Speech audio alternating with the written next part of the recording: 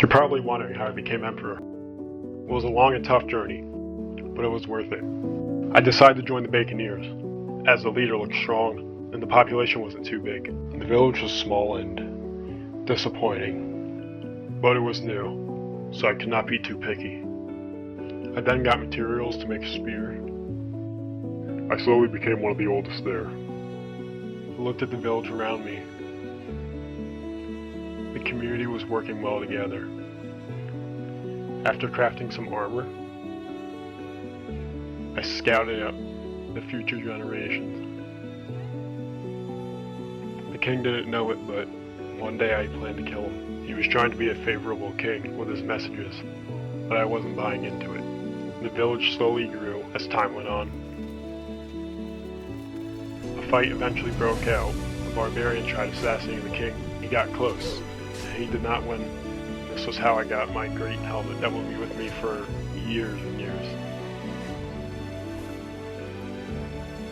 I spent a lot of my time giving away items to get people to like me so that they can help me assassinate the king one day. As of the year 380, there were a small amount of barbarians, nomads, and tribes.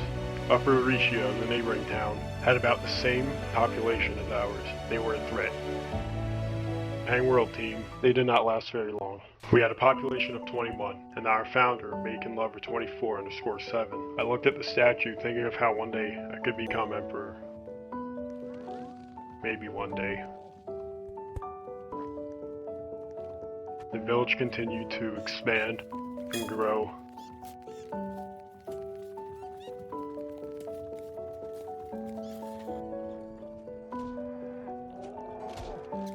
And eventually I saw a barbarian enter. This one seemed to be friendly, as he was just a trader, but I saw barbarians as filthy. They were untrustworthy, and I knew that from my past lives. Continuing to get allies, it all seemed to work out well for me. The village slowly stopped expanding. The people just did not want to work, and the king knew that. My only focus was to become emperor one day. By the year 388, the amount of barbarians has grown, and nomads have decreased. Upper Aricia was now the biggest tribe in the whole server. There were fights between the kids over little problems. I saw somebody get evaporated, so I took some of their loot, gave it away, made more friends, and watched as the village grew. Bacon Lover did not know it, but I began to notice the amount of younglings. After noticing the population of other tribes, it was becoming a threat, and I had to inform him. We needed to arm up and gear up, so he announced it to the whole village. I continued giving away items, and they all took it.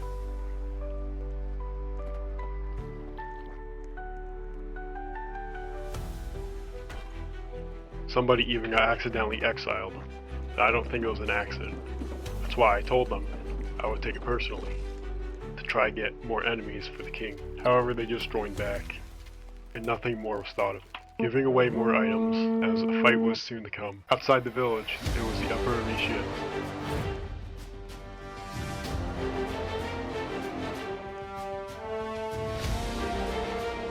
A fight broke out. It was pretty chaotic, but the king did not want to fight.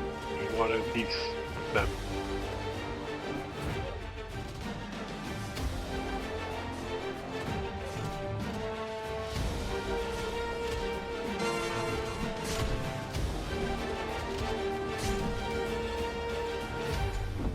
A lot of us did not listen, but eventually the fight died down.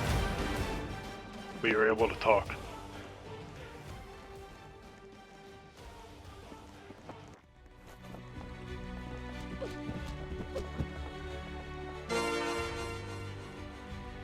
I spent more time helping others and giving them items and weapons as I was before.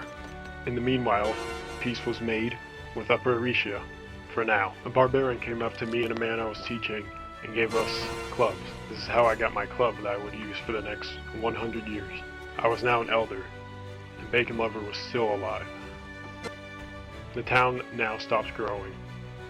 The engineers all died. I still had hopes of being king. Then me and another spy went to the neighboring tribe, Upper Aricia, to scout out their village and enemies. On our way there, Bacon Lover The king. He was getting old. He was going to die soon of old age. When we arrived, I was blown away by the size of the village. From the outside it looked good, but when me and the spy went on the inside, we noticed it wasn't as clean. The people had weak armor.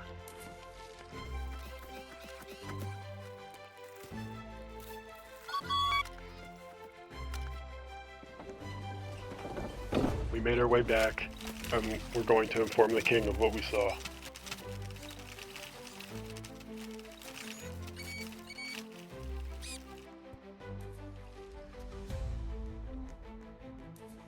After telling the king, he still trusted them, but I didn't. I knew they were another tribe for a reason. There was also a conspiracy going around in the kingdom about Upper Retians slaughtering our babies. This only helped me and the spy. Our leader traveled to Upper Retia to discuss this conspiracy. They wanted to find out if they were really slaughtering our babies or not. All he wanted to do was make peace. But that's not what his second in command wanted. The oldest person of the Baconeers tried assassinating the Upper Retian king.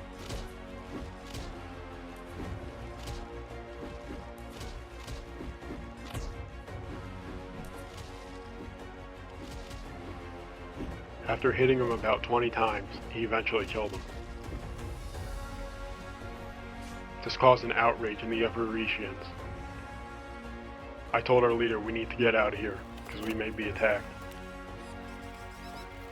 His time was almost up, and I noticed a great recession in our warriors. Most of our population was kids. That was when it was time for our leader to pass.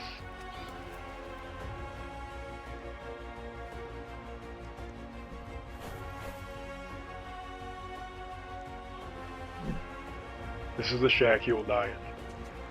He was about to die, and we would all have to scramble for his loot. I needed to make sure to get some of his loot, because if I became king one day and I didn't have good loot, I would easily be assassinated.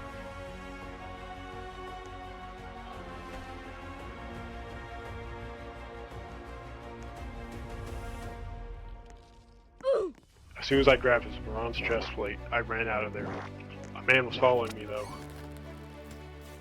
And as soon as I turned around, I knew he wanted my loot. I didn't know it yet, but I had the bronze dagger from the leader.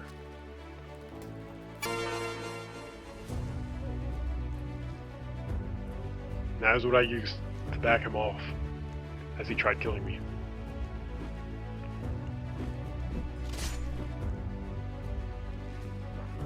This continued on as he kept following me. But eventually I got far enough to put my bronze armor on. Even then, he still chased me.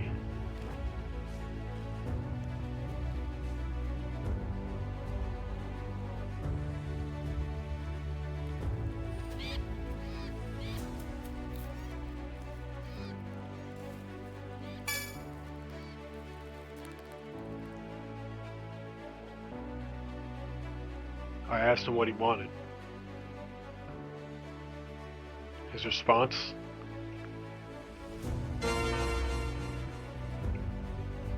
I knew he had to be eliminated now. Sadly, greed gets many of these people killed, but you cannot afford to be nice. At this point, our new leader, Sam Cena the Man 2, was going to Upper Retia to kill all of them. I do not know the reason, but I believe it is because of the conspiracy of the baby slaughtering. Dogman becomes important later in the story, but as of right now, I only give him my Great Club. I gather up a little group, and we go to help our leader out at the gates of Upper Retia. After the raid, the leader was still alive, and she was brutally killed, with no remorse.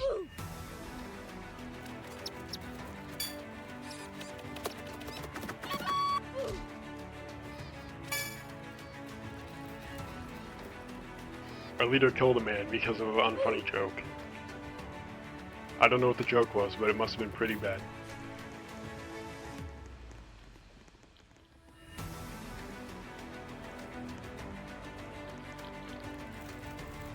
I never saw our new leader of the tribe before, so I asked him what he was about.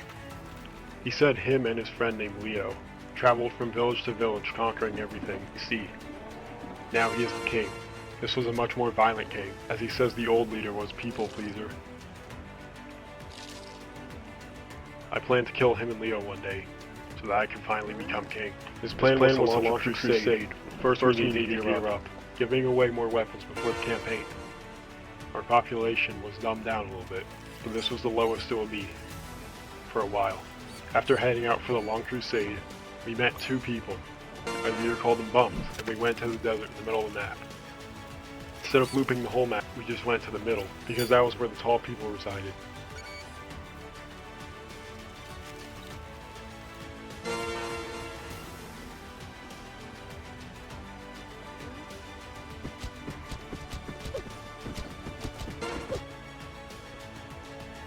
After brutally slaughtering all of them, and giving a man one last chance to give his final words, to which he didn't.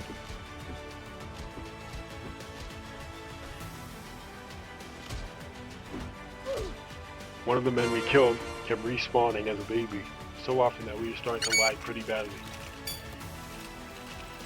The king brought up a point of how the babies that are spawning are the people we just killed, and I agreed with him. And throughout the rest of the video I will show how much I agree with that statement. After raiding another village that belonged to the tall people, we noticed that it was just a distraction. The real group of tall people were nowhere to be found, so they had an extremely high population by now, almost as much as ours. That was when our leader dropped his lore. You can read it if you want, but I don't feel like explaining it. After raiding another town, we were starting to conquer the entire world. That's when I gave the leader a great idea, to imprison the server. He wanted to follow up with it. And as we looped back to Upper Aricia, we met a barbarian who I did not trust, but he helped us pillage it. When I went in there, the people knew they would be taken prisoner, as there was a man with a war horn saying, "Work to death or death to work." I'm guessing they did not want to be slaves, but they had no choice. As we were heading home, I told the leader that the big group of tall people that we had not encountered were probably rotating around the map, the same direction we were, which is why we never encountered them, to that which he agreed. We moved back into the desert to finish off the remaining tall people who tried rebuilding their civilization.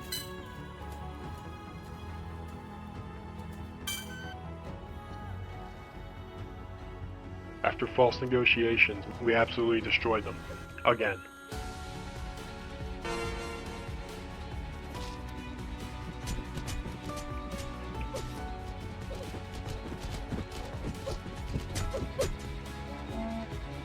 I managed to recruit Skyboy, gave him a weapon, and we headed off. By now, the only barbarians in the server were ones that were peaceful with us. The nomads were weak. Upper Aricia has been almost extinct.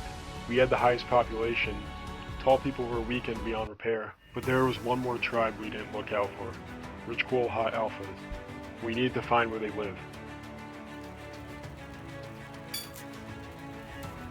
I asked the leader how he got that iron armor. He said he killed the King Barbarian. By the end of the First Crusade, there was merely only 6 of us left. The only 6 warriors we had. By now it was just the leader, Samsina the Man, Dogman, who, as I said before, becomes important later in the story. Leo, which is the king's second in command. King of Kings, who gets in a fight with Dogman later. And DLG, who isn't very important right now. It was at that moment that the leader decided he would duel with his second in command, Leo.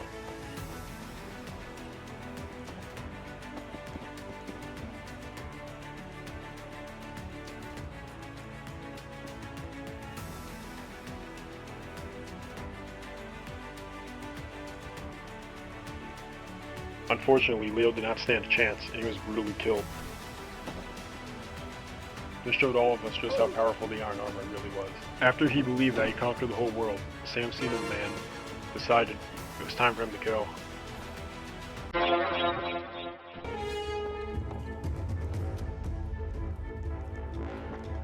It was at this moment that utter chaos broke out. When he died, I tried getting him loot. I only got his tunic, which is something I already had, and was very unimportant. Wrath got the best of me here as I saw this kid with his helmet, so I killed him. helmet was made for me. I did not know it yet, but I was king at this moment. That helmet rightfully belonged to me.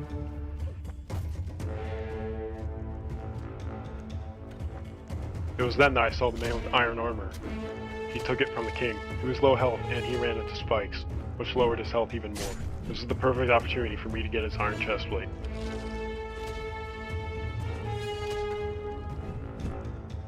After finishing him off, I took it and ran. Once I got this, I would become the strongest person in the whole server.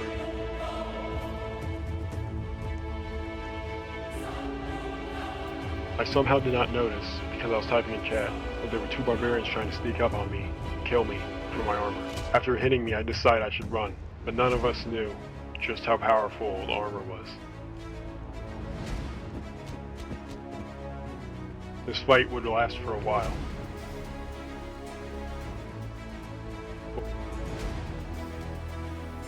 Once I started fighting back, I realized how powerful I was.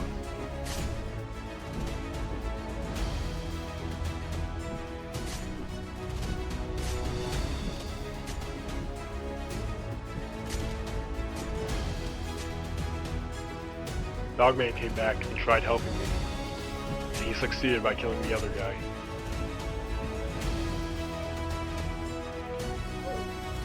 That was when I made him my second in command. I gave the enemy one last chance to join us, and they said my people killed theirs, which was true, and therefore Comeuppance is dead. What happens now is an extensive chase of me and Dogman chasing this barbarian for the bronze armor, and also to get rid of her.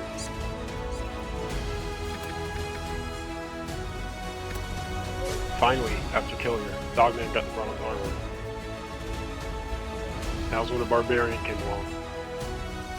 This one was peaceful. His name was Mighty Dynamite. He would remain with us for the rest of the journey.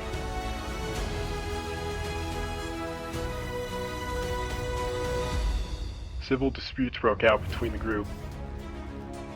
The first one between Dogman and Skyboy, which was the kid I recruited at the Tall People Village. I told Skyboy to leave, as he was causing trouble, and I trusted Dogman a lot more. Him saying "I'll remember this" sealed his fate. I would have let him go if he did not say that. He should have rethought his actions because it got him killed. By now we had 11 people, and almost every other tribe outnumbered us. But we were still stronger. Just because they had the numbers didn't mean they were more powerful. Another fight broke out between our group. This one also included Dogman. I don't know what it was with him in starting fights, but I eventually resolved it. I saw a man nearby in the rich, cool hot alphas. I asked him where his tribe was, and apparently he did not know. I explained to Dogman that he should not care about his son, because most of the kids here are past fallen enemies. 2 other people from the hot alphas tribe was here, and were leaving. That was when I asked them if they could join us. This one's name was Slavic Desire. Remember his name. He becomes very important later. Knowing at this point that I was king, I sent messages out to the people to group up, as we were going to start a second crusade. We were off, and instead of starting at the desert, which is in the middle of the map, we went around the entire thing. Starting at the cave, we moved and destroyed everything in our path.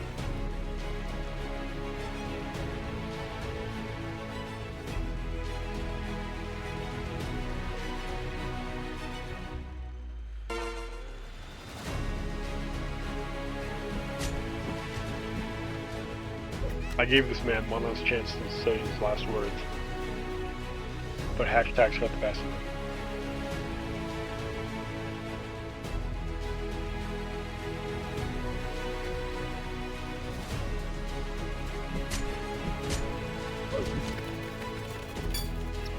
There were now 3 villages ahead of us. We started on the one on the right, which was the least built.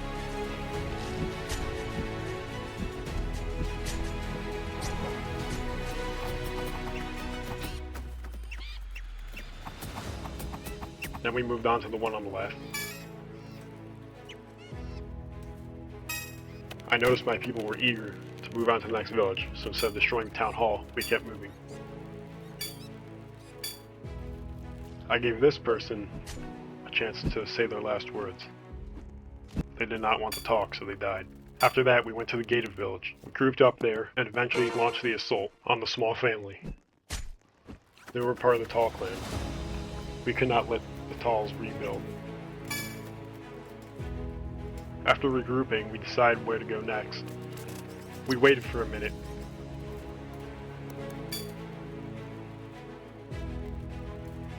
And ate up. That was when Slavic Desire told me about a barbarian who killed his friend. I believed him, so I killed the barbarian. I explained to them how barbarians were filthy, except for the one I met a few decades ago, which I actually trusted. Moving on, we went to yet another settlement of the tall people. We surrounded them. I told their leader to join us, or die.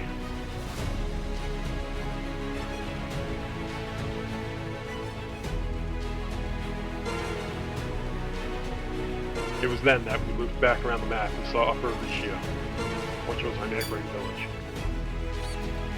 It was time for us to completely wipe out Upper Aricia. And so we charged and surrounded them, slaughtering all the children.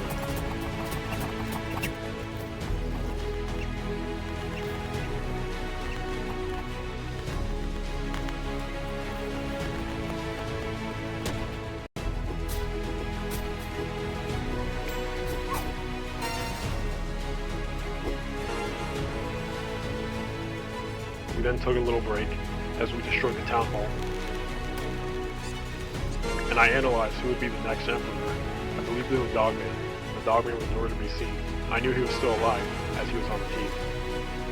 We found a 10-year-old settlement, and we forced ourselves in, told him to join us or he dies. He of course joined. As we headed back, a troop told me to wait for the younglings, but I had to drill into everybody's head how important it was to not wait for them. Most of them were our fallen enemies, so we couldn't really trust them. I knew that when they would grow up, they would try killing me. After saying this, after returning to the village, there was a small group of people who came near us and blew a great horn.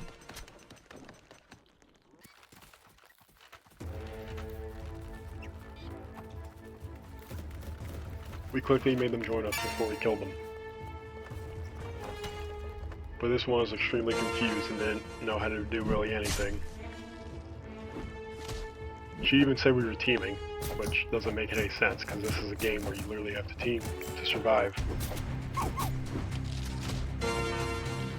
That was when I got word from an elder that we have to continue to pillage and we can't settle. And to that I actually agreed, but we couldn't leave because most of our people were kids again, just like before. We had to get gear again, and then we could leave. Unlike the first leader, who politely asked us 1,000 times for farmers, I threatened our people because that's the only way things got done. If they were under 18 and they were not a farmer, I would kill them myself. It was time for us to continue pillaging as we started the Third Crusade.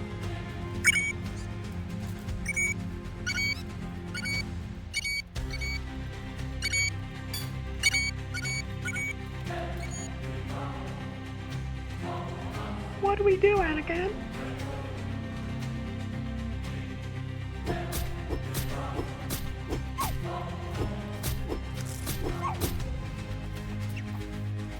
One of the children said the Romans are here, but we are no Romans. We're the Baconeers. This was all in honor of Bacon Lover.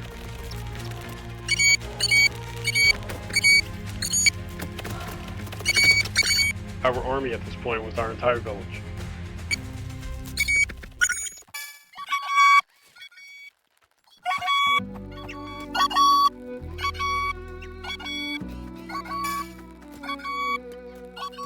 It was at this point that I decided we should divide into two groups to try to get me and Slavic Desire separated from everybody, because I had an important message for him. I was not feeling good, and I was extremely old. After getting both groups to pillage other tribes, me and Slavic were finally alone. As I gave him the iron chestplate I worked so hard to get, I told him my past lore as a different king, and how guilty I felt of telling my people to run instead of fight. Especially because it was a winnable battle. It was the worst I've ever felt. I wanted to become a great leader to redeem myself. And that was the main drive for me becoming emperor. Right here where I'm standing, that's where I died, as the weak king. I am the weak king now. I was a great emperor of the Baconeers.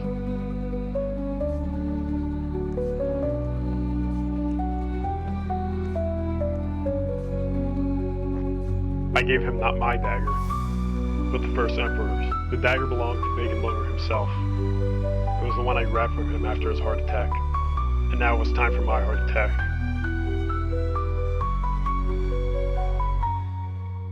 After a long life of betraying people and killing younglings, and pillaging multiple villages, I told him he needs to be strong.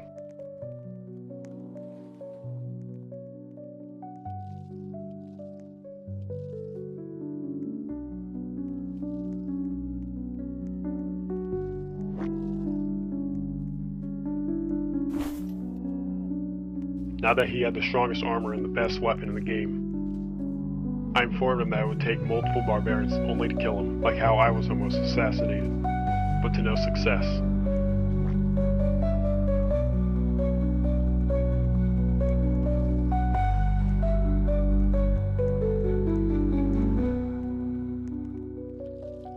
That was when I told him to carry on my legacy, for the glory of the Bacon Empire. That was how I became the Emperor of the Great Bacon Empire.